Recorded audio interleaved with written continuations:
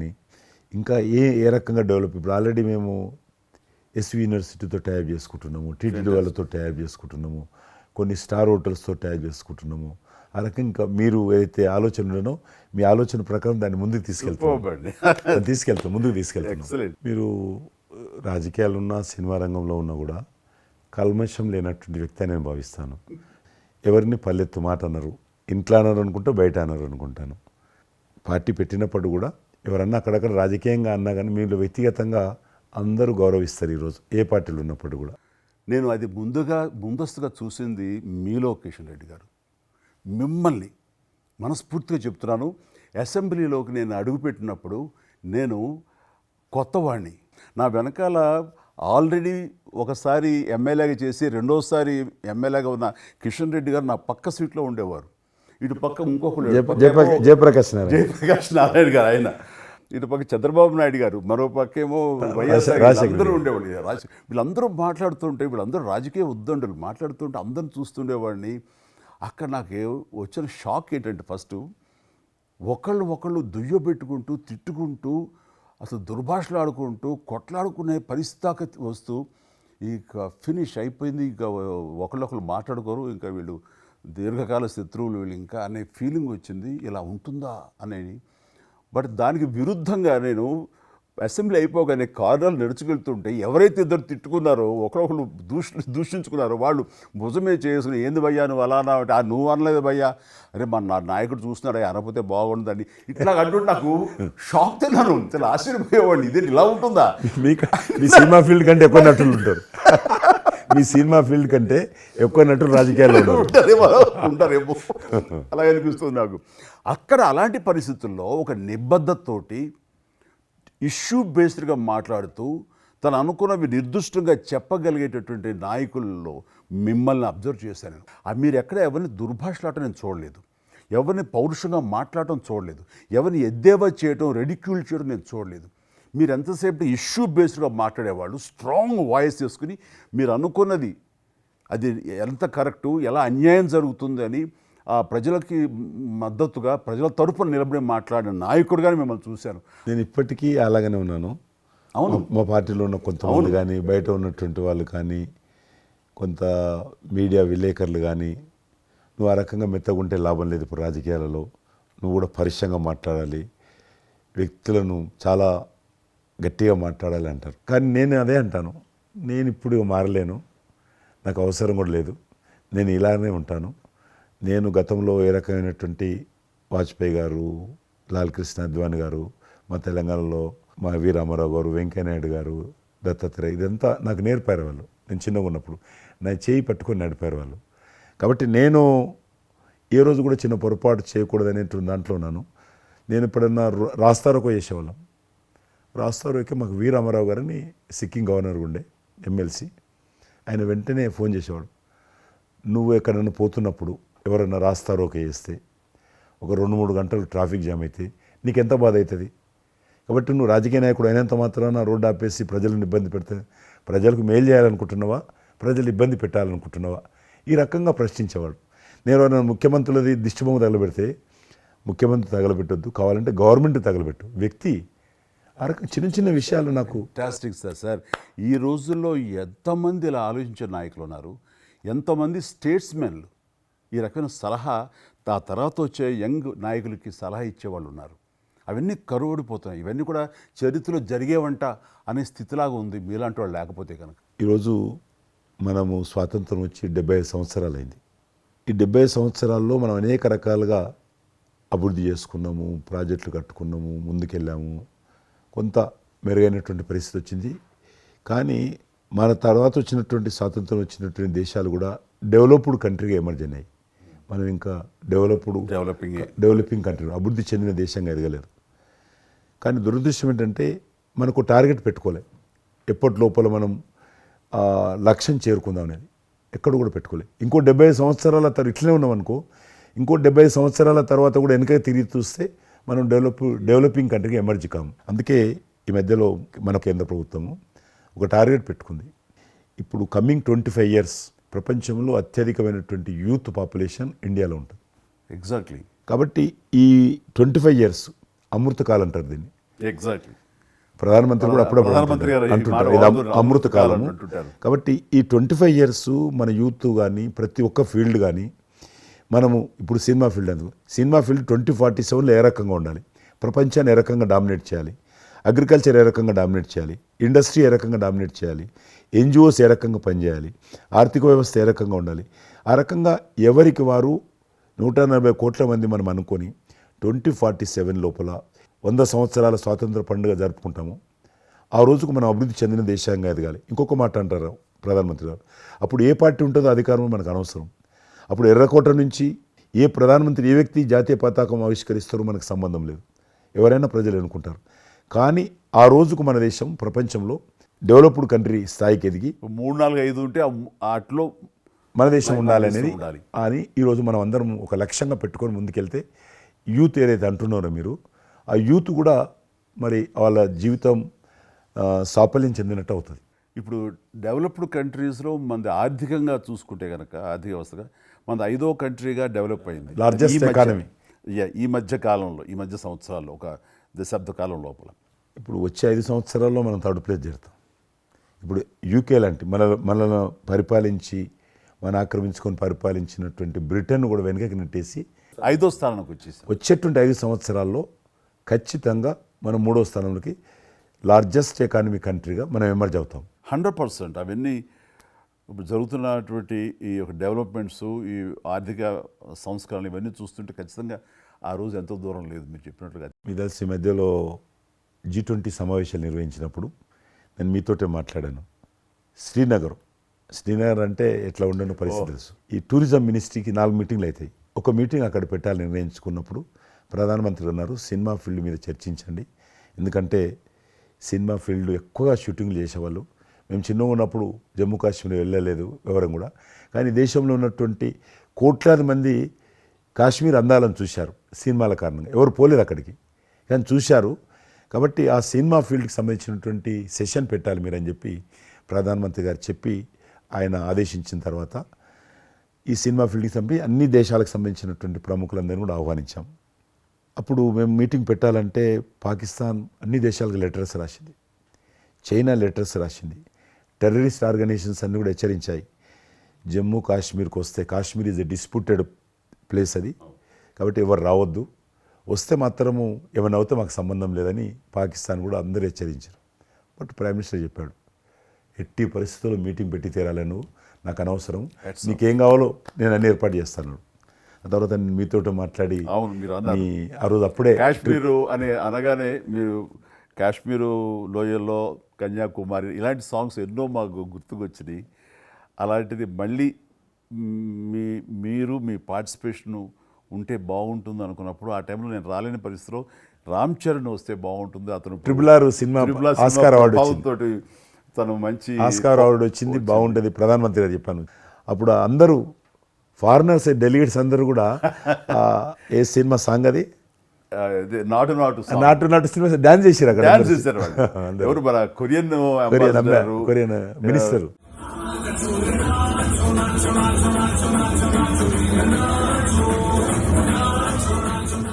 అలాగే ఇంకొక German ambassadors చాలా మంది కింద మీరు చూసింది కొద్ది మందిని, కింద చాలా మంది చేశారు పాట పెట్టి చేసినప్పుడు. సో ఇప్పుడు మీకు మనవి చేస్తున్నాను, లాస్ట్ 2023లో ఇప్పుడు ఆ ఆర్టికల్ 370 తెలిగించిన తర్వాత 23 కానీ 22 కానీ ఆల్మోస్ట్ మోర్ దెన్ 300 పిక్చర్స్ అవి మరి ఓటీటీ సినిమాలు కావచ్చు, టీవీ సీరియల్స్ కావచ్చు, మన సినిమాలు కావచ్చు, కొన్ని బయట దేశాలకు సంబంధించినటువంటి సినిమాలు కూడా ఆల్మోస్ట్ 300 పిక్చర్స్ షూటింగ్ జరిగాయి అక్కడ లాస్ట్ 2 yearsలో. మళ్ళీ తిరిగి మీ ప్రభావంతో, ఆయన నరేంద్ర మోడీ గారి చొరవతోటి ఇలాగా G20 కల్చర్, ముఖ్యంగా టూరిజం సంబంధించి సినిమాలను ఎంకరేజ్ చేస్తూ మీరు తీసుకున్న చొరవ, అందులో రామ్ చరణ్కి మీరు ఇచ్చేటువంటి ప్రాధాన్యత, ఇవన్నీ కలిపినప్పుడు ఫస్ట్ నా వైఫ్ తన ఫ్రెండ్స్ తోటి ఎక్కడికి వెళదాం ఈ హాలిడే అంటే వాళ్ళ ఫ్రెండ్స్ అందరూ కలిపి కాశ్మీర్కి వెళ్ళారు. అన్నిటికీ మించి మన భారత జాతీయ జెండా రెపరెపలాడుతున్నది. మీకు తెలుసలేదు, మా పార్టీ తరఫున మాకు మురళీ మనోహర్ జోషి గారు ఉండేవారు, పార్టీ అధ్యక్షుడు అద్వానీ గారి తర్వాత. ఆయన కన్యాకుమారి నుంచి కాశ్మీర్ వరకు యాత్ర తీసాము. ఏంటో తెలుసా డిమాండ్, అక్కడ శ్రీనగర్లో జాతీయ పతాకం ఎగరడం, దానికోసం ఉద్యమం, చూడండి. ఒక జెండా ఎగరడం కోసం. ఆడికి మిలిటరీ మధ్యలో, పోలీస్ ఫైరింగ్ల మధ్యలో ఒక జెండా, మేము జమ్మూ కాశ్మీర్ కానీ ఆపేశారు మమ్మల్ని. అక్కడ నుంచి విమానం, మిలిటరీ విమానంలో తీసుకుపోయి ఆయన ఒక్కరిని అక్కడ జెండా ఎగిరినట్టు చేసి మనం తీసుకొచ్చారు. దల్ లేక్ అని ఉంది అక్కడ, ఉన్నది కదా. మొన్న 15th ఆగస్ట్, ఇంతకుముందు 15th ఆగస్ట్ ఏదైతే మనము 70 సంవత్సరాల పండుగ జరుపుకున్నామో, 50,000 మంది అమ్మాయిలు, అబ్బాయిలు, స్కూల్ పిల్లలు అందరూ చేతులలో 3 రంగుల పతాకాలు పట్టుకొని దల్ లేక్ చుట్టూ ఊరేగింపు చేశారు. అది మార్పు. ఇంకొకటి నాకు సంతోషం ఏంటంటే, మీరు రాజకీయాలకు రాకముందే మీకంటూ ఒక ప్రత్యేక స్థానం సర్వీస్ యాక్టివిటీలు, చిరంజీవి చారిటబుల్ ట్రస్ట్ చాలా పెద్ద ఎత్తున చేయడం అనేటువంటిది నిజంగా అది చాలామందికి ఆదర్శమైంది. మిమ్మల్ని చూసిన తర్వాత చిరంజీవి గారు పెట్టిన అంత పెద్ద నటుడు పెట్టినప్పుడు మనం చేయకూడదని వాళ్ళ స్థాయిలో పెట్టినటువంటి చాలా సంస్థలు మీ నుంచి స్ఫూర్తి తీసుకొని పెట్టారనేది నాకు తెలిసిన వాళ్ళు కూడా చాలామంది చెప్పారు. కాబట్టి అది గొప్ప విషయం. మీకు ఎందుకు వచ్చింది ఐడియా? అది ఏదైనా సరే ముందు మన మనసులో తిరిగి ప్రత్యుపకారంగా ఏదైనా చెయ్యాలి అనే భావం ఒకటి ఉంటేనండి, అవకాశాలు ఎదురుగా ఉంటాయండి మన ఎదురుగా. అలా చూసినప్పుడు ఆ టైంలో రక్తం దొరకక చనిపోయే వాళ్ళు చాలామంది ఉన్నారు. అది గర్భస్రావంతో, డెలివరీ సమయంలో, యాక్సిడెంట్ సమయంలో కొంతమంది క్షతగాతులు, అట్లాగా లుకేమియా కానివ్వండి, క్యాన్సర్ కానివ్వండి, ఇలాంటివి తలసేమియా కానివ్వండి, ఇలాంటి చాలామంది ఉన్నారు. ఇంతమంది జనాభా ఉన్న ఈ దేశంలో రక్తం ఇచ్చేవాళ్ళు లేకుండా పోయారు. ఎందుకంటే రక్తం అనేది ల్యాబుల్లో తయారు చేసేది కాదు. ఒక మనిషి మరొక మనిషికి దానం ఇస్తేనే జరిగేది. సో ఆ మాత్రం ఆల్టర్నేటివ్ లేదు, ప్రత్యామ్నాయం లేదు. సో ఇది కేవలం మంచి మనసుతోటి ఉండేవాళ్ళు ఇచ్చేదే. వాళ్ళు మోటివేట్ చేయాలంటూ నేను ఏం చేస్తానంటే, నా ఫ్యాన్స్ని ఫస్ట్ మోటివేట్ చేద్దామని దీని ఆవశ్యకత చెప్పడం కోసంగా షార్ట్ ఫిల్మ్స్ కానివ్వండి, ఎక్కడ పెడితే అక్కడ నేను ఇవ్వటం మొదలుపెట్టేసరికి ఈ రోజున రక్తం ఇవ్వటం కోసంగా ముమ్మరంగా ముందుకు రాగలుగుతున్నారు అంటే దాన్ని ఇనిషియేట్ చేసింది, దానికి ముందస్తుగా దాన్ని మోటివేట్ చేసింది నేను అని చెప్పుకోవడానికి నాకు గొప్ప విషయం అండి. కానీ మీరు ఒక ఉద్యమంలాగా తయారు చేశారు దాన్ని, ఒక మూమెంట్ లాగా తయారు చేసి మిషన్కి hats off to my fans and motivate అయిన ధర్మాత్ములు, మంచి మనసు ఉన్న వాళ్ళు ఎంతోమంది ముందుకు వచ్చారు. వాళ్ళందరికీ కూడా ఈ సందర్భంగా చేతులెత్తి నమస్కరిస్తాను. ఇక్కడ మీ గురించి నేను ఇంకోటి విన్నాను. మీరు ఏదైతే నా సేవా కార్యక్రమాల గురించి మీరు ప్రస్తావించారో, అదే సమయంలో నేను కోవిడ్లో కూడా నేను కొంచెం యాక్టివ్గా ఉండి మా కార్మికులకి సంబంధించి 3 నెలల పాటు 4 నెలల పాటు నా మిత్రుల సహకారంతో నేను కొంత అమౌంట్ తోటి సినిమా ఫీల్డ్లో పనిచేస్తున్నటువంటి బాయ్, ఆఫీస్ బాయ్ నుంచి మొదలు పెడితే టెక్నీషియన్స్ వరకు కూడా మీరు చాలా పెద్ద ఎత్తున 4,000 మందికి నేను గ్రాసరీస్ ఇవ్వగలిగాను వాళ్ళకి, బయటికి రాని పరిస్థితిలో.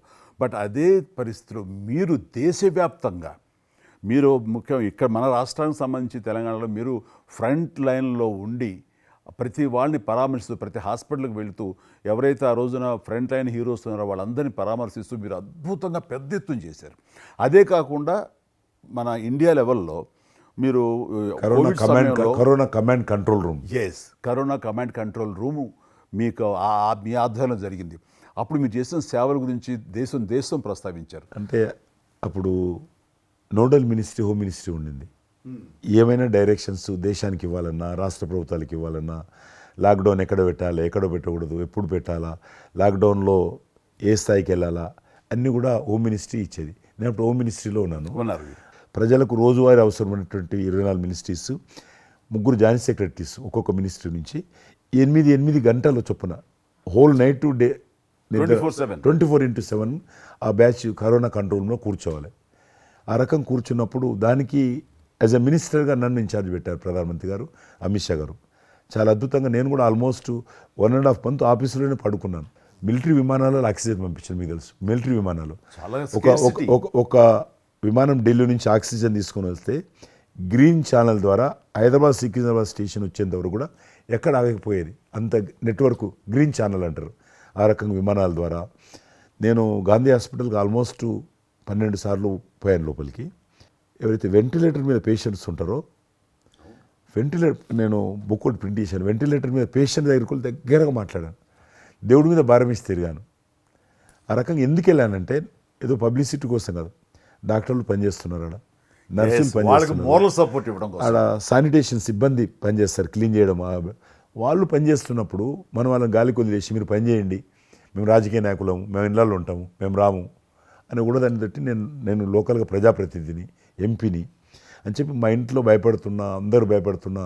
ప్రెస్ వాళ్ళందరూ వచ్చేవాళ్ళు. ప్రెస్ వాళ్ళందరినీ గేట్ కాడ బయట మెయిన్ గేట్ కాడ ఆపేవారు. ఇక నేను పోయేవాడిని, మొత్తం చూసేవాడిని. ఆ సూపరింటెండెంట్ కూడా నాతో పాటు లోపలికి వచ్చేవాడు ధైర్యం చేసి నేను వెళ్ళినప్పుడు. ఆ రకంగా పూజారులు ఉంటారు దేవాలయాలలో. పూజారులు కూడా చాలా పేదవాళ్ళు ఉంటారు, మీకు తెలుసు. వాళ్ళకు దేవాలయాన్ని క్లోజ్ అయినాయి కదా, ఆ టైంలో పూజారులందరికీ గ్రాసరీస్ పంపించడము, మీలాంటి వాళ్ళ దగ్గర పెద్దవాళ్ళ దగ్గర సాయం తీసుకొని మా కార్యకర్తలకు పంపించడము, పోలీస్ స్టేషన్లో పోలీసుకు పంపించడము, హోంగార్డ్స్ పంపించడము. ఈ రకంగా నేను కూడా కొద్దిగా గొప్ప చేశాను. ఇక్కడ మా వాళ్ళతోటి కలిసి నా కాన్స్టిట్యున్సీ చూసి ఈవెన్ నా పార్టీలో ఉన్నటువంటి నాకు పనిచేసినటువంటి పేద కుటుంబాల కార్యకర్తలకు కూడా గ్రాసరీస్ పంపించాను నేను. ఆ రకంగా కూడా వర్కౌట్ చేశాను. మీ కుటుంబంలో కూడా చాలామంది మీకు బంధువులు సినిమాలు వచ్చారు. అందులో ఇద్దరు ప్రముఖంగా, మీ అబ్బాయి చరణ్ గారు కావచ్చు, మీ సోదరుడు పవన్ కళ్యాణ్ గారు కావచ్చు. వాళ్ళిద్దరిట్లో మీకు నచ్చిన సినిమా ఏముంటుంది? పవన్ కళ్యాణ్ సినిమాల్లో నాకు తొలి ప్రేమ ఒకటి చాలా ఇష్టం, బద్రీ ఇష్టం, అలాగే జల్సా అనే ఇంకో సినిమా, అత్తారెడ్డి దారేదైతే చాలా నేను చూశాను అది. అవి తను చేసినవి సినిమాలైనా అన్నీ కూడాను అద్భుతమైన సినిమాలే, 1-2 తప్ప. అండ్ చరణ్ రెండో సినిమా మగధీర నభూత నా భవిష్యత్. మీరు అసెంబ్లీలో నాకు వచ్చి చెప్పారు, ఏది మగధీర రిలీజ్ అయిన రోజు ఉన్నారు మీరు, జ్ఞాపకం ఉందో లేదో మీకు? కరెక్టే కదా, మీరు షేర్ చేశారు. చాలా బాగా నడుస్తుంది మా అబ్బాయిది, మంచి అదే టైంలో మీరు అసెంబ్లీలో కూడా చెప్పారు మాకు, మామూలుగా మాట్లాడుతున్నారు, మగధీర చాలా అద్భుతంగా వచ్చింది చిరంజీవి అని. మీరు ఎంత సంతోషపడిపోయారో. మీకు రాజకీయంగా మీ తదనంతరం లేదా మీతో పాటు మీ బంధుగణంలో కానీ మీ బంధువులో కానీ మీరు ఎంకరేజ్ చేసిన మీ శిష్య వర్గంలో కానీ ఎవరైనా ఉన్నారా? అంటే నేను మా కుటుంబం నుంచి ఎవరిని ప్రోత్సహించలేను. ఎవరన్నా ఇష్టం ఉంటే వాళ్ళు రావాలి ఫ్యూచర్లో, నేను ప్రోత్సహించలే ఎవరిని కూడా. నాకు పార్టీలో గ్రూప్ అంటూ లేదు, అందరూ పార్టీ కార్యకర్తలందరూ నా గ్రూపే, పార్టీయే నా జెండా. ఆ రకంగా నేను ఎవరిని వ్యక్తిగతంగా నా మనిషిని ప్రోత్సహించుకోవడము, లేకపోతే మా కుటుంబ సభ్యులను ప్రోత్సహించడం అనేటువంటిది, ఎవరైనా రాజకీయాలు అంటే వాళ్ళ స్వేచ్ఛ, మనం బలవంతంగా తీసుకొచ్చి నిలబెట్టారు అనేది నేను జనాలు కూడా అనుకోలేదు ఇప్పటివరకైతే. ఈ ఫ్యూచర్ ఏమైతే చెప్పలేను ఇప్పటికైతే. మీరు ఒక గ్రూపు, నా కార్యకర్తలు నా గ్రూప్ అని మీరు అంటే నాకు ఒక విజువల్, ఒక ఫోటోగ్రాఫ్ గుర్తుకొస్తుంది. మీరు వైట్ హౌస్ ముందు మీరు కొంతమంది కార్యకర్తలు అలా ఉన్నారు, కానీ వాళ్ళు నిశ్చితంగా చూస్తే నరేంద్ర మోడీ గారు ఉన్నారు ఆ టైం లోపల. మీకు అప్పటి నుంచి కూడా నరేంద్ర మోడీ గారితో సత్సంబంధాలు ఉండేవా? అద్వానీ గారు ప్రెసిడెంట్ ఉన్నప్పుడు 1994లో నేను అప్పుడు యూత్ వింగ్లో పనిచేస్తున్నాను. American council of young political leaders, అది యుఎస్ గవర్నమెంట్ ఏజెన్సీ. వాళ్ళు ఏం చేసేవాళ్ళంటే కొన్ని ముఖ్యమైనటువంటి దేశాల నుంచి అప్పుడప్పుడు యూత్ డెలిగేషన్, పొలిటికల్ పార్టీకి సంబంధించినటువంటి యూత్ డెలిగేషన్, యంగ్ లీడర్స్ అంటారు, యంగ్ లీడర్స్ని పిలిచి మా దేశం ఏ రకంగా అభివృద్ధి చెందుతుందో మీరందరూ చూసి మీరు మీ దేశాల్లో మాకు దేశం గురించి ప్రచారం చేయాలి, వాళ్ళ కాన్సెప్ట్ అది. అద్వానీ గారు ముగ్గురిని సెలెక్ట్ చేశారు. నన్ను హైదరాబాద్ నుంచి, తెలంగాణ ఉమ్మడి రాష్ట్రం ఆంధ్రప్రదేశ్ నుంచి, కర్ణాటక నుంచి అనంత్ కుమార్ అని చనిపోయారు, మినిస్టర్ ఉండేవారు, సివిల్ అవియేషన్ మినిస్టర్ ఉండేవాడు, కల్చర్ మినిస్టర్, ఆయన చనిపోయారు మధ్యలోనే. అక్కడ గుజరాత్లో ఆర్గని పార్టీకి సెక్రటరీ ఉండేవాడు నరేంద్ర మోడీ గారు, అప్పుడు మినిస్టర్ కాదు ఇంకా మా ముగ్గురిని సెలెక్ట్ చేసి ఢిల్లీకి పిలిచి ఇట్లా మీరు పార్టీ తరఫున పోవాలి అని చెప్పి, నన్ను కూడా నువ్వు పోవాలన్నప్పుడు నాకు పాస్పోర్ట్ లేదు, నాకు చాలా చిన్న ఏజీ, ఫ్లైట్లో మొదటిసారి పోయినా నేను, తొందర రమ్మంటే మా పార్టీ ఫ్లైట్ టికెట్ ఇస్తే పోయాను. మాట్లాడినాక వారు చెప్పారు మీరు ముగ్గురు కూర్చున్నాక ఇంటి ముందోటి కటింగ్ షాప్ ఉంది, నరేంద్ర మోడీ గారి గడ్డ ఉంది, నాకు గడ్డ ఉంది, చిన్నోని మీరు దగ్గర క్లీన్ షేవింగ్ చేసుకురా ఉన్నాడు. నరేంద్ర మోడీ ఇంటి మా అమ్మ పోయిన క్లీన్ నాకు చూపించాలని మళ్ళీ వచ్చి మళ్ళీ పోయి క్లీన్ షేవింగ్ చేసుకొని నరేంద్ర మోడీ గారు మేము ఇద్దరం, ఎందుకనంటే అయినా మీరు పార్టీ రిప్రజెంట్ చేయడం లేదు, మీరు ఇండియాని రిప్రజెంట్ చేస్తున్నారు, టైంకి రావాలా, టైం పోవాలని చెప్పి మమ్మల్ని పంపించిన తర్వాత నరేంద్ర మోడీ గారు, మీరు చూడండి ఆ ఫోటోలో ఆయన సంఖ్య ఒక బ్యాగ్ ఉంటుంది, ఆ బ్యాగులో పుస్తకము పెన్ ఉంటుంది. మేము రాజులాగా పుస్తకం లేదు, పెన్ లేదు, మేము పోతుంటే అందులో భాగంగానే వైట్ హౌస్ లోపల రానిచ్చేవాళ్ళు చాలా దూరంకి వెళ్ళి, కానీ చూపించేవాళ్ళు బయట ఉండే కొంత అమెరికా ఇది వైట్ హౌస్ అక్కడ కనిపిస్తుంది, అందులో అది ప్రెసిడెంట్ రూము, ఇక్కడ కనిపిస్తుంది కిచెను, ఇది కాన్ఫరెన్స్ హాలు. బయట నుంచి అందరు చెప్పేటోళ్ళు చాలామంది ఉండేవాళ్ళు. అదే నేను చూస్తాను. గైడర్స్ టూరిస్ట్ గైడ్స్ ఉంటారు కదా, వాళ్ళు చాలామంది అక్కడ పోతే చెప్పేవాళ్ళు. ఆ రకంగా అక్కడ దిగినటువంటి ఫోటో అది. ఎందుకు రిలీజ్ చేశానంటే ప్రధానమంత్రి గారు అయిన తర్వాత నాకు ఫోన్ చేశాడు, కిషన్ ఏమన్నా మీ దగ్గర ఫోటోలు ఉన్నాయా? ఆయన దగ్గర లేవు పాపం. ఓకే, నాకు ఫోన్ చేశాడు. నేను ఎమ్మెల్యే క్వార్టర్స్లో అవినీతి ఫోటోలు తీసినాక ఇంత కట్ట ఉండే కానీ అన్నీ అంటుకొని ఒకటి మనకు తెలియదు కదా, మొత్తం పాడిపోయినాయి. 8 ఫోటోలు దొరికినాయి. అందులో ఏదో ఒకటి దొరికింది, బోటు థమ్స్అప్ తాగుతూ. అప్పుడు థమ్స్అప్ తాగొద్దని కూడా తెలియదు, ఇది మల్టీనేషనల్ కంపెనీ అటువంటి ఏం లేదు అప్పుడు. బోట్ నడిపిస్తున్న ఫోటో, ఇవన్నీ కూడా కొన్ని దొరికితే పంపించాను. ఆయన ఏ వైట్ హౌస్ ముందు అయితే నేను ఫోటో దిగాను గేట్ కాడ, ఈరోజు అదే వైట్ హౌస్ ఆహ్వానం మేరకు వైట్ హౌస్ లోపలికి వెళ్తున్నానని ఆ ఫోటో రిలీజ్ చేశాడు ఎక్సలెంట్ ఎక్స్పీరియన్స్. Prime minister. ఆ ఫోటో అది అప్పుడు బయటకు ఆ ఫోటో బయటకు వచ్చింది. ఆ రోజు ప్రైమ్ మినిస్టర్ గారు అయిన తర్వాత అమెరికాకి వెళ్తున్న రోజు రిలీజ్ చేసిన ఫోటో అది. మీరు మాకు ఒక మాట ఇచ్చారు, మీరు మన ఆఫీస్ ఏదైతుందో టూరిజం ఆఫీసు ఢిల్లీలో నేను వస్తాను, మన ఇద్దరం ఒకసారి ఎందామని అన్నారు. కానీ మీ ఒత్తిడి కారణంగా మన ఒత్తిడి కారణంగా జరగలేదు. ఇంకా అది రేపు ఎలక్షన్స్ తర్వాత మళ్ళీ అది చెప్పలేము కాబట్టి అది నేను చెప్తున్నాను, మీరు అక్కడే ఉంటాను, వస్తాను. అది కాకుండా మీరు నాకు ఇంకా జ్ఞాపకం, ఆఫీస్లో ఉన్నప్పుడు నాకు గర్వం ఫీల్ అవుతాను. ఎందుకంటే మీరు పెట్టిపోయినటువంటి ఫోటోలు, ఇండియాకి సంబంధించినటువంటి టూరిజం డెస్టినేషన్ యొక్క ఫోటోస్ ఏవైతున్నాయో అవి ఇంకా ఆ రకంగానే ఉన్నాయి. నేను అడిగిన ఎవరు పెట్టారంటే చిరంజీవి గారు పెట్టారంటారు. డ్రైవర్ కూడా మీకైతే డ్రైవర్ ఉండను, అతను ఇప్పుడు నా దగ్గర ఉన్నాడు, రణధీర్. మీకు చెప్తుంటాడు, సార్ మై చిరంజీవి సాబ్ కभी మై సాబ్ డ్రైవర్ మై చలాయితా ఉనకా గాడి ఢిల్లీ మే అది ఆప్కు మే చలా రూమ్ సాప్ అంటాడు. ఇంకా ఉన్నాడు పాపం. చాలా సీనియర్ అండి అతను, చాలా మంచోడు.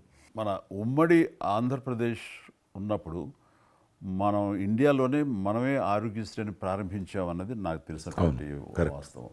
ఆ తర్వాత మిగతా రాష్ట్రాలు కూడా వ్యాపించింది అనేది చాలా ఇది. అలాంటి ఆరోగ్యశ్రీకి కిషన్ రెడ్డి గారే ఆద్యులు, అంకురార్పణ చేసిన వాడు అని బయట బాగా వెనుకడు ఉంది. ఆ తర్వాత ప్రభుత్వాలు పికప్ చేసాయి. అది ఎందుకు, ఎలాగా, అది మీరు ఎట్లా ఇనిషియేట్ చేశారు ఆరోగ్యశ్రీ అనేది? 2004 నేను ఎమ్మెల్యే అయినప్పుడు పేరున్న మందకృష్ణ మాదిక్ గారు, ఆయన వాళ్ళకు సంబంధించినటువంటి ఎస్సీ వర్గీకరణ మీద పోరాటం చేస్తూనే సామాజిక సమస్యల మీద కూడా పోరాటం చేసేవారు. దివ్యాంగులకు పెన్షన్ పెంచాలని ఆయన తిరుగుతున్నప్పుడు ఈ అనేక జిల్లాలలో గుండె జబ్బులు ఉన్నటువంటి పిల్లలు జన్మించేవాళ్ళు. వాళ్ళకు ఆ రోజు ఒక ఆపరేషన్ చేయాలంటే 10 లక్షలు, 12 లక్షలు, 13 లక్షలు అయ్యేది. పేదవాళ్ళకి అది అవకాశం ఉండేది కాదు. చాలామంది చనిపోయేవాళ్ళు కూడా. అప్పుడు రాజశేఖర రెడ్డి గారు ముఖ్యమంత్రిగా ఉన్నారు. మేము ట్యాంక్ బండ్ కింద అంబేద్కర్ భవనం ఉంది, అక్కడ మీటింగ్ పెట్టుకున్నాము. ఒక 3000 మంది పసిపిల్లలు వాళ్ళ తల్లిదండ్రులు వచ్చారు. మీటింగ్ అయినాక ఆ మీటింగ్లోనే ఒక అబ్బాయి చనిపోయాడు. ఇప్పుడు ఏం చేయాలి? సేమ్ అబ్బాయి అంతే వచ్చాడు, చిన్న పసిబాబు అందే వచ్చాడు, అబ్బాయి చనిపోయాడు. మేము ఏం చేసినాం, నేను మందకృష్ణ గారు కలిసి, నేను కూడా ఉద్యమానికి వెళ్ళాను. ఆ అబ్బాయి డెడ్ బాడీ పట్టుకొని అంబేద్కర్ ట్యాంక్ బండ్ నుంచి అంబేద్కర్ విగ్రహం దగ్గరకు వచ్చాం. మాతో పాటు ఆ పసిపిల్లలందరినీ తీసుకొచ్చాం, 3000 మంది పసిపిల్లలు. అంబేద్కర్ ట్యాంక్ బండ్ దగ్గర అంబేద్కర్ విగ్రహం మొత్తం ఆ పిల్లలు వాళ్ళ తల్లిదండ్రులు కూర్చున్నాం, డెడ్ బాడీ పెట్టుకొని కూర్చున్నాం.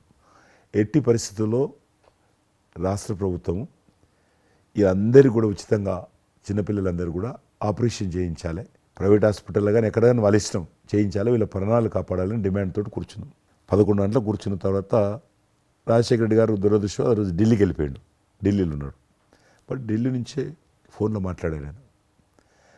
నేను తర్వాత ఆలోచిస్తాం, మీరు అట్లా చేయొద్దు, ఎందుకంటే మమ్మల్ని లాఠీ చేయడానికి వీలేదు, పసిపిల్లలు, గుండె జబ్బులు ఉన్న పిల్లలు, మమ్మల్ని నెట్టేయడానికి వీలేదు పోలీసులో కూడా విచిత్రమైన పరిస్థితి, ఆందోళన, ఉద్యమం చేస్తున్నాం మేము, చాలా డెడ్ బాడీ పెట్టుకొని ఉన్నాం. ఏం చేయాలో పోలీసులకు తోచది. ముఖ్యమంత్రి గారు అన్నప్పుడు రాజశేఖర్ గారు మా మెడ మీద కత్తి పెట్టి మీరు ఈ రకంగా దబాయిస్తున్నారు, ఏమని అనుకోండి సార్, మీరు కృష్ణ గారు చాలా గట్టిగా ఉన్నారు, ఏమని అనుకోండి, మీరు ఎట్టి పరిస్థితుల్లో ఇది చేయాలని చెప్పి మేమిద్దరం కదలాలి. రాత్రి ఆల్మోస్ట్ 10 o'clock మళ్ళీ ముఖ్యమంత్రి గారు ఫోన్ చేసి, మీరు మాట చెప్పడం కాదు, ఆర్డర్ రావాలను. వీళ్ళందరికీ ఫస్ట్ మేము రాష్ట్ర ప్రభుత్వం తరఫున గుండె జబ్బులు ఉన్నటువంటి పిల్లలందరికీ ఎంత డబ్బు అయినా ఖర్చు అయినా సరే మేము ఆపరేషన్ చేయిస్తానని చెప్పి ఢిల్లీ నుంచి మాట ఇచ్చి ఆర్డర్ తీసి మా చేతులు పెట్టినాక మేము పిల్లలందరినీ తీసుకొని వెళ్ళిపోయినాం. ఫస్ట్ పిల్లలు వాళ్ళ తల్లిదండ్రులు. ఆ తర్వాత మళ్ళీ ముఖ్యమంత్రి గారు వచ్చిన తర్వాత మళ్ళీ మీటింగ్ పిలిచాడు మమ్మల్ని. పిలిచి ఈ రకంగా చేయడం తప్పు, మీరు నన్ను బెదిరించారు, బ్లాక్మెయిల్ చేశారు, ఆర్డర్ చేశారు, ఏమని అనుకోసారి మేము ప్రజల పిల్లల ప్రాణాలు కాపాడడం కోసం చేశాం తప్ప మీకు వ్యతిరేకంగా కాదు, ఇంకొకరు కాదు. అందులో బాబు చనిపోయాడు. తర్వాత ముఖ్యమంత్రి ఆలోచన చేసి డాక్టర్లను పిలిచి ఎట్లా చేద్దాము, అప్పుడు సర్వే చేయించాడు. వాళ్ళు గ్రామ పంచాయతీలో సర్వే చేస్తే 2 లక్షల మంది పిల్లలు ఉన్నారు ఒక్క ఆంధ్రప్రదేశ్లోనే. ఉభయ రాష్ట్రాల్లో గుండెకు జబ్బు హోళ్ళు ఉండి పుట్టినటువంటి వాళ్ళు 2 లక్షల మంది పిల్లలు ఉన్నారు. ఇంతమందికి నేను ఎట్లా చేస్తా అది ఇదని మళ్ళీ సర్వే వచ్చిన తర్వాత వెరిఫికేషన్ వచ్చిన లిస్ట్ తీశాడు, అంచనా వచ్చిన తర్వాత. అప్పుడు ఆయన ఇన్సూరెన్స్ ఏదైనా చేద్దామా అని, ఆయన డాక్టర్ కదా ఒరిజినల్గా, ఆయన డాక్టర్ వృత్తి చదువుకున్నది MBBS. ఆయనకి ఈ విషయం బాగా తెలుసు కాబట్టి ఏం చేద్దామని ఆలోచన చేసి అప్పుడు ఇన్సూరెన్స్ పథకం ఆ పిల్లల కారణంగా, గుండె జబ్బులు ఉన్నటువంటి పిల్లల కారణంగా ఆ 2 లక్షల మందికి పిల్లలు ఇన్సూరెన్స్ చేయాలన్న వచ్చినటువంటి ఆలోచనే ఈ ఆరోగ్యశ్రీ పథకం. అలా మీరు ఇనిషియేట్ చేసినటువంటి ఈ ఆరోగ్యశ్రీ కానివ్వండి, ఇది నిజంగా ఇలాంటి సామాజిక స్పృహ అనేది రాజకీయంగా ఆలోచిస్తే వచ్చేది కాదండి. ఇది మానవతా విలువలతోటి మానవత్వంతో ఆలోచించారు కాబట్టి ఈ రోజున అది సఫలీకృతం కాగలిగింది. భారతదేశంలోనే అది ఒక అందరూ ఆచరించేటువంటి గొప్ప పథకం అయింది. అది ఎంతమంది లబ్ధి పొందుతారో వాళ్ళందరూ బ్లెస్సింగ్స్ మీకు ఉండాలి. అసెంబ్లీలో ఉండగా నాకు ఒక రిప్రజెంటేషన్ ఇచ్చారు. ఈ హోమ్ గార్డ్స్ గురించి మీరు తీసుకున్న శ్రద్ధాశక్తి ఆహ్వానించిన మీరు పడ్డ తపన కానీ అంతా ఇంత కాదు. అండ్ అది మీరు ఈ రోజున వాళ్ళకి ఏదైనా లబ్ధి చేకూరిందంటే దానికి కూడా నాంది పలికిన వాళ్ళు కిషన్ రెడ్డి గారు. 3,000 జీతం ఉండేది సార్ వాళ్ళకు కుటుంబము. వాళ్ళు 12 గంటలు 13 గంటలు 14 గంటలు ఇప్పుడు ట్రాఫిక్ చేస్తుంటారు కదా, వాళ్ళు 12 గంటలు దుమ్ము ధూళి ఎండలో వాళ్ళు ఇట్లా ఏలు పెడితే మొత్తం మన చేయి నల్లగవుతుంది, అంత మట్టి కాలుష్యంతో ఉంటారు వాళ్ళు. రోజు వాళ్ళు ఇచ్చే బట్టలు తెల్ల షర్ట్ వేసుకోవాలి, వాళ్ళు కాకి ప్యాంట్ వేసుకోవాలి. ఉదయం వేసుకునే షర్టు 2 గంటలలో కలర్ మారిపోతుంది. మనం ఇచ్చేటువంటి 3,000 రూపాయలు అలా డ్రెస్ ఉతకడానికే సరిపోతుండే. అందుకే కిషన్ రెడ్డి గారు మీరంటే ఎందుకు గౌరవం అంటే, మీరు రాజకీయ లబ్ధి గురించి ఎప్పుడు చూసేవాళ్ళు కాదు, మీ కాన్స్టిట్యున్సీకే పరిమితమైన మీరు ఎప్పుడు కాదు, విస్తృతంగా అందరికీ లబ్ధి చేకూరే విధంగా తీసుకున్నారు. కాబట్టి అలాంటి మీకు ఆ బలం, మీ వాయిస్కి ఆ స్ట్రెంగ్త్ అలాగా.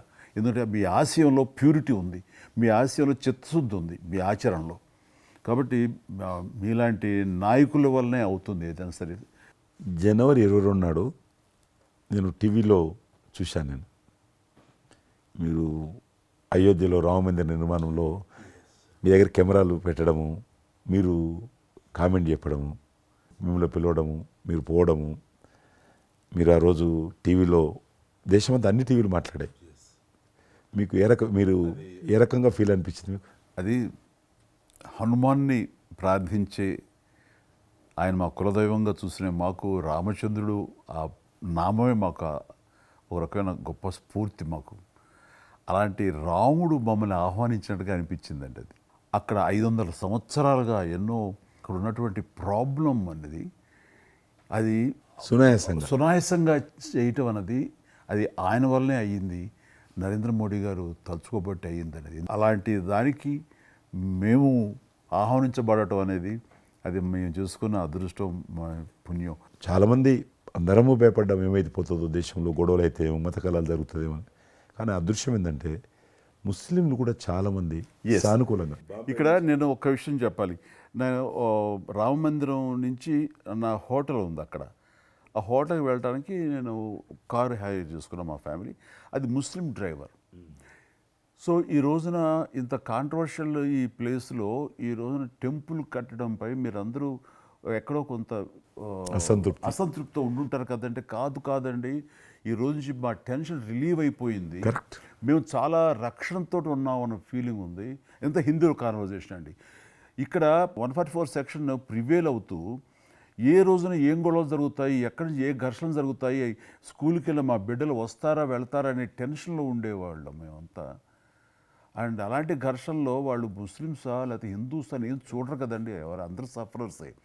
అలాంటి పరిస్థితులు ఇప్పుడు నెలకొన్న సమయంలో ఎలాంటి గొడవలు లేకుండా ముందు ఒక నిర్ణయం తీసేసుకున్నారు. ఎస్, రామ మందిరం వెల్ కట్టేసారు, అయిపోయింది. ఇక్కడి నుంచి లిఫ్ట్ చేసేసారు 144 సెక్షన్, ఇంకేం లేదు, అన్నీ సజావుగా సాగిపోతాయంటే మాకు సెక్యూర్డ్ ఫీలింగ్ వచ్చింది, మా బిడ్డలకు రక్షణగా ఉంది, మాకు ఇంకేమి కాదన్న భరోసా వచ్చింది మాకు. వీఆర్ సో హ్యాపీ అని ఒక ముస్లిం సోదరుడు అన్నారు. ఇప్పుడు అదే మీరు ప్రస్తావిస్తున్నారు. ఇప్పుడు చాలామంది ముస్లిమ్స్ వెళ్తున్నారు చూడడానికి, దర్శనం చేసుకోవడానికి. ఒక అమ్మాయి అయితే బాంబే నుంచి నడుచుకుంటూ వచ్చింది, 22nd చేరుకుంది అక్కడ అమ్మాయి. ఓకే, నేను ఉన్నాను వెనకనే ధైర్యాన్ని ఇచ్చేటువంటి మన ప్రధాని గారు, ఈ భారత ప్రభుత్వం ఇవన్నీ కలిపి దోహదపడ్డాయి. అందుకని ఆయన ఒక మాట అన్నారు అయోధ్య టైంలో, మొన్నటిదాకా టెంట్లో రాముని చూసాం, ఇంకా రావుడికి ఆ పరిస్థితి లేదు, ఆయన ఒక పర్మనెంట్ స్ట్రక్చర్లో ఉంటాడు అని అన్నప్పుడు అందరూ మంచి రెస్పాన్స్ ఇచ్చారు, బాగా రెస్పాండ్ అయ్యారు. అట్లాగా ఈ రోజున ఆయన తీసుకున్న ప్రతి కార్యక్రమం కూడాను ఒక మత సామరస్యాన్ని సూచిస్తుంది. దానికి నేను ఒక్క విషయం కూడా చెప్తాను, మీరు చెప్పారు కదా, నేను ఎలక్షన్ ప్రచారానికి 2019లో కానీ అంత ముందుగానే వెళ్ళేవాడిని. డిఫరెంట్ రీజన్స్ మా పార్టీకి సంబంధించి కావచ్చు, ఇతరత్ర కావచ్చు. మేము వెళ్తున్నప్పుడు ముస్లిం సమాజాన్ని బస్తీలు కూడా వస్తాయి కొన్ని, మేము ఎంత మైకులు పెట్టుకొని డ్రమ్ కొట్టుకుంటూ పోయినా కూడా ఒక్కరు కూడా బయటకు వచ్చేవాళ్ళు కాదు. ఇప్పుడు పరిస్థితి త్రిపుల్ తలాక్ అని ఒకటి ఉండేది, అది ముస్లింలో ఒక సాంప్రదాయం. అది ఏదైనా భర్త కోపం వచ్చినా 3 సార్లు తలాక్ అంటే ఆడబిడ్డ ఇంటి నుంచి వెళ్ళిపోవాలి. 3 సార్లు అంటే తలాక్ అంటే వెళ్ళిపోవాలి.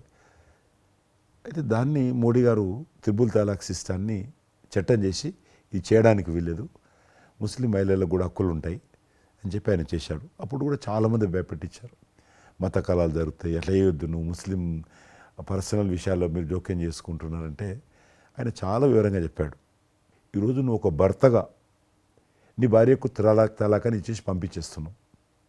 రేపు నువ్వు తండ్రి అవుతావు, తండ్రి అయిన తర్వాత కూడా మీ అల్లుడు నీ కూతురుకు తలాక్ అని విడాకులు ఇచ్చి పంపిస్తే అప్పుడు నువ్వు ఎంత బాధపడతావు? కాబట్టి ఏ తండ్రి అయినా సరే అట్లా ఉంటుంది. కాబట్టి ఇది ఈ రకమైనటువంటి ఉండకూడదని చెప్పి ఆయన త్రిపుల్ తలాక్ రద్దు చేస్తే, నేను ప్రచారానికి వెళ్తున్నప్పుడు అంతకుముందు బయటకు వచ్చేవాళ్ళు కాదు. ఉదాహరణకు నేను ఇట్లా పోతున్నాను అనుకోని, రోడ్డు రథం మీద నేను పోతుంటే ఇటు సైడ్ నుంచి ఒక ముస్లిం అలా భార్యను కూర్చుని పెట్టుకొని మోటార్ సైకిల్ మీద నడుపుకుంటూ వచ్చేవాడు. ఇప్పుడు ఏం చేస్తున్నంటే భర్తకు చూడకుండా ఎన్నుకున్నటువంటి భార్య పరద లేపి ఇట్లా నాకు ఊపుతున్నచ్చి, ఇది నేనే సాక్ష్యం, అంత మార్పు వచ్చింది. కర్టన్స్ ఓపెన్ చేసి బస్తీలలో ఇండ్ల ముందుకు వెళ్తుంటే ముస్లిం ఆడబిడ్డలు వచ్చి, మాతృమూర్తులు వచ్చి, తల్లులు వచ్చి చేతులు ఊపుతున్నారంటే నిజంగా సంతోషం. అంటే ఆడబిడ్డలో 10 కోట్ల మంది ముస్లిం ఆడబిడ్డలు ఉంటారు ఈ దేశంలో, కానీ అది రావడంతో వాళ్ళకు ఒక ధైర్యం వచ్చింది, వ్యతిరేకత లేకుండా, ఏ ప్రొటెస్ట్ లేదు. అదే ఫస్ట్ ఆఫ్ ఆల్ విజయం. కాబట్టి ఈరోజు ఆ రకంగా మీరు చెప్పిన దాన్ని బట్టి వాతావరణం మార్పు వచ్చింది. ఈరోజు మత కళాలు లేవు, కర్ఫ్యూలు లేవు. హైదరాబాద్లో ఎన్ని గొడవలు జరుగుతుండే, ఒక్క గొడవ లేదు ఎక్కడ. బాంబేలో, యూపీలో ఎక్కడ చూసినా మత కళాలు ఉండేది. ఈరోజు ఆల్మోస్ట్ 98% కమ్యూనల్ క్లాసెస్ అయిపోయినాయి. ఎక్కడ కూడా కర్ఫ్యూ అనో లేదు. దేశంలో ఎక్కడో దగ్గర కొన్ని నగరాలలో కర్ఫ్యూ ఉంటుండేది, కొన్ని నగరాల్లో మత కళాలు జరుగుతుండేది. ఎక్కడో ఒక దగ్గర యూపీలోనూ, మధ్యప్రదేశ్లోనూ, మహారాష్ట్రలోనూ, ఇప్పుడు బీహార్లోనూ ఎక్కడ లేదు. ఈవెన్ జమ్మూ కాశ్మీర్ లాంటి రాష్ట్రంలో కూడా 144 సెక్షన్ లేనటువంటి పరిస్థితి ఉన్నది. మీరు వేయించాలంటే అద్భుతంగా ఉంది మాట. అది నరేంద్ర మోడీ గారు చాలా విజనరీగా ఆ రకంగా చేశారు. చాలా సంతోషం కృష్ణరెడ్డి గారు, మీరు నన్ను అభినందించడానికి అవార్డు తీసుకుంటున్న సమయంలో ఆ పురస్కరించుకుని మీరు వచ్చినందుకు, నన్ను అభినందించినందుకు ధన్యవాదాలు తెలియజేస్తూ, మీతో ఇంతసేపు సంభాషించడంలో ఎన్నెన్నో విషయాలు తెలుసుకున్నాను, నాకు అనుభవపూర్వకంగా తెలిసినవి మీతో పంచుకున్నాను.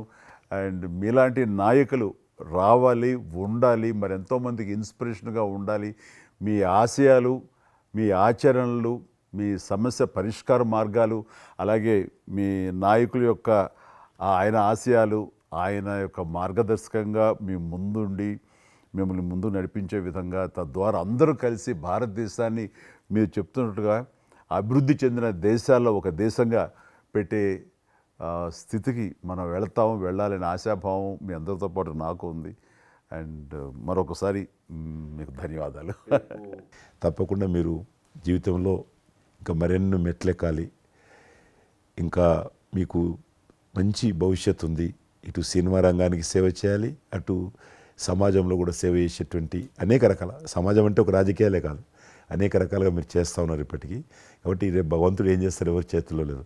కాబట్టి మీరు నిండా నూరేళ్ళు ఉండి ఈ దేశానికి, ఈ ప్రజలకు సేవ చేయాలని నేను మనస్ఫూర్తిగా కోరుకుంటూ, మరొకసారి పద్మవిభూషణ్ అందుకుంటున్న సందర్భంగా మీరు నా హృదయపూర్వకమైనటువంటి శుభాకాంక్షలు. Thank you. అలాగే మీకు ఈ ఎన్నికలు విజయవంతం కావాలని మనస్ఫూర్తిగా కోరుకుంటూ, ఖచ్చితంగా మీరు మళ్ళీ ఏ మినిస్ట్రీలో ఉంటారో, ఎక్కడ ఉంటారో అనేది నాకు మన చేతుల్లో తెలుస్తుంది. అండ్ వచ్చి మిమ్మల్ని అలా కలుస్తాను నేను ఇచ్చిన మాట ప్రకారం. ఆల్ ద వెరీ బెస్ట్ అండి. Good luck.